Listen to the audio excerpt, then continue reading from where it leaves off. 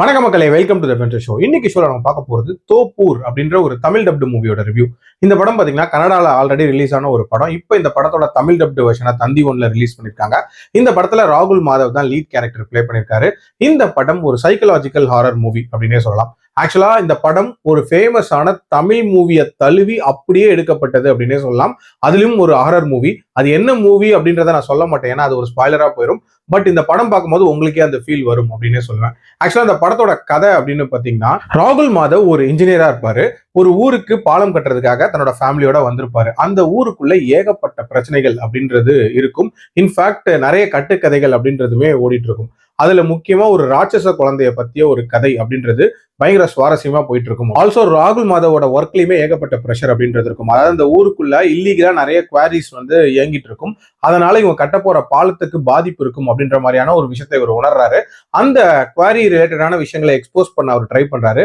Quarry owners பயங்கரமா எதிர்க்கிறாங்க அப்படின்னே சொல்லலாம். அப்படி ஒரு குவாரி ஓனர் மர்மமான முறையில இறந்து போயிடுறாரு. அந்த இறப்புக்கு காரணம் யாரு, அதுக்கு பின்னாடி இருக்கக்கூடிய அமானுஷங்கள் என்ன, அதுக்கப்புறம் அந்த கதையில என்னென்ன மாதிரியான சம்பவங்கள் நடக்குது அப்படின்ற மாதிரி நிறைய விஷயங்களை சொல்லக்கூடிய ஒரு படம் தான் இந்த படம். எனக்கு இந்த படத்துல பிடிச்ச விஷயம் அப்படின்றது, அந்த கொலைக்கு காரணம் யாரு அப்படின்ற அந்த ட்விஸ்ட் இருக்குல்ல, அது ஒரு இன்ட்ரெஸ்டிங்கான ட்விஸ்டா இருந்துச்சு அப்படின்னே சொல்லுவேன். ஆல்சோ இந்த கதையில அந்த பிளாஷ்பேக் போர்ஷன்ஸ் இருக்குல்ல, அதையுமே ஓரளவுக்கு இம்பாக்ட்ஃபுல்லாவே கிரியேட் பண்ணியிருந்தாங்க. இன்ஃபேக்ட் அதுல வரக்கூடிய ஒரு மேஜர் கேரக்டர் பிரசன்ட்ல என்ன மாதிரியான ஒரு இம்பாக்ட் கொடுக்குது அப்படின்றதுமே ஓரளவுக்கு ரசிக்கிற மாதிரியான விஷயமா தான் இருந்துச்சு. அதே மாதிரி அந்த கிளைமேக்ஸ்ல சம் அப் பண்ணி முடிச்ச விதம், அதுலயும் ஒரு இன்ட்ரெஸ்டிங்கான லாஜிக்கோட முடிச்சது அப்படின்றதுமே ஓகேவா இருந்துச்சு அப்படின்னே சொல்லுவேன். அண்ட் டியூரேஷன் வைஸ்மே பாத்தீங்கன்னா 1.25 மணி நேரத்துக்குள்ள முடியக்கூடிய ஒரு படம் தான். சோ ஒரு குயிக் வாட்சாவே பாத்துடலாம். இந்த படத்தோட மிகப்பெரிய பிரச்சனை அப்படின்னு பாத்தீங்கன்னா, நான் முன்னாடியே சொன்னல, ஒரு ஃபேமஸான தமிழ் மூவியோட தழுவல் இருக்குன்ட்டு, அதை நீங்க ஃபீல் பண்ண ஆரம்பிச்சதுக்கு அப்புறமாட்டே இந்த படத்துல ஒரு இன்ட்ரெஸ்ட் போயிடும். இன்ஃபேக்ட் அதுக்கேத்த மாதிரியே தான் இந்த கதையுமே கொண்டு போய் முடிச்சிருப்பாங்க. அந்த கில்லர் யாருங்கிறது ரிவீல் ஆகக்கூடிய அந்த மொமெண்ட்ல இருந்தே இந்த கதை ஒரு மாதிரி நார்மலான மோட்குள்ள போயிடும் அப்படின்னே சொல்லலாம்.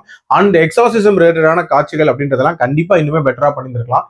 ரொம்ப நார்மலா தான் இருந்துச்சு அப்படின்னே சொல்லுவேன். ஓவரால் ஒரு பேசிக் சைக்கலாஜிக்கல் ஹாரர் மூவி அப்படின்ற மாதிரி தான் இந்த கதை இருந்துச்சு. பட் கண்டிப்பா ஒன்ஸ் ட்ரை பண்ணி பார்க்கலாம். என்னோட ரேட்டிங் இந்த படத்துக்கு 2.4 out of 5. அடல்ட் கண்டென்ட்லாம் எல்லாம் தாராளமா பார்க்கலாம். மீண்டும் அடுத்த விமர்சனத்தில் சந்திக்கிறேன். நன்றி, வணக்கம்.